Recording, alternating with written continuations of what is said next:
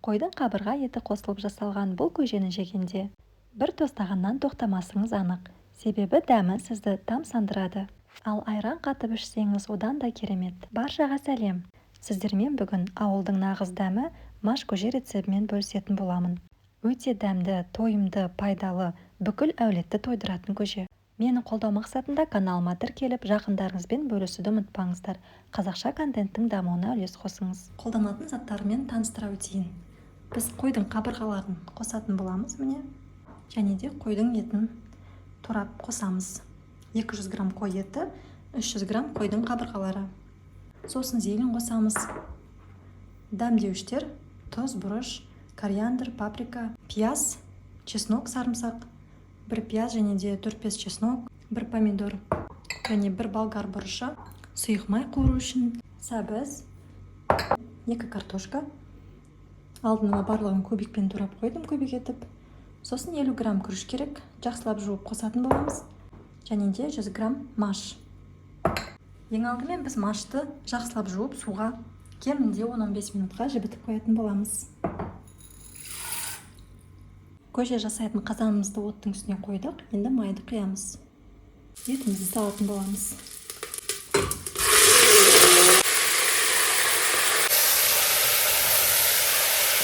Бетін жауып қоямыз.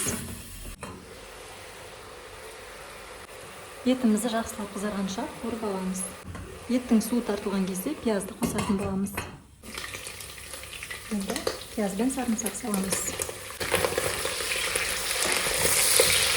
Пиязымыз қызарды. Дәмдеуіштерді қосамыз.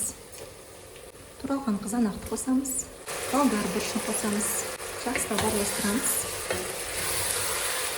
Етін жауып қоямыз. Туралған 1 сәбізді қосамыз. Және де 2 картоп. Араластырамыз жақсылап. Бетін жауып қоямыз тағы да 1-2 минут. Енді 1-1,5 литр мұздай салқын, яғни салқын су қосамыз, қайнаған су қосып жүрмеңіздер. Бұл өте маңызды. Себебі біз судан кейін машты қосатын боламыз, яғни 10-15 минутқа жібітілген маш. Машты ыстық суға салсаңыз, ол қатты болып піспей қалуы мүмкін. Үстінен зеленьді қоса саламыз. Бір араластырып, қайнағанша енді күтеміз. Міне біздің сорпамыз қайнады. Астын дереу жай қойып қойыңыздар. Себебі қатты қайнап кетсе, машымыз піспей қалуы мүмкін, қатты болып қалады. Міне осылай жарты сағат 40 минутқа дейін, яғни машымыз бізде пісуі керек. Суға дейін қайнатамыз. Піскен кезінде маш жарылып, көлемі үлкейетін болады. Баяу отта бетін жауып қоямыз. Міне бізде машымыз пісті. Маштар жарылып, жұмсақ болып піскен. Енді күрішті салуға болады. Күрішті жақсылап жудық. Шамамен 10-15 минут күріш піскенше қайнатамыз. Міне біздің тамағымыз дайын. Еті де жұмсақ болып, күріші мен машы да керемет пісті. Сіздер де міндетті түрде осы рецептпен жасап көріңіздер. Барлығының көңілінен шығады деген ойдамын. Бәрі сүтінің сүйіп жейтін тағамына айналары сөзсіз. Әсіресе қойдың етімен өте дәмді болып шығады.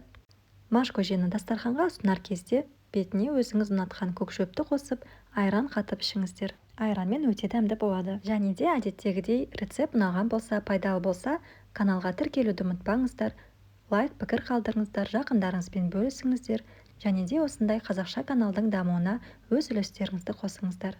Менімен бірге болғандарыңызға үлкен рахмет. Келесі кездескенше сау болыңыздар.